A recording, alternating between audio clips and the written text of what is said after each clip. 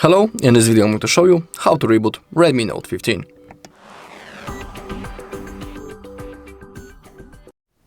Okay, that process is really easy.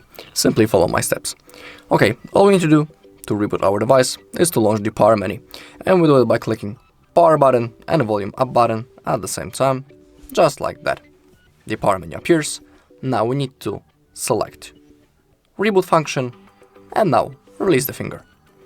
Now our device will be turned off, and now wait a few seconds and the device will be automatically turned on again and it will be ready to use.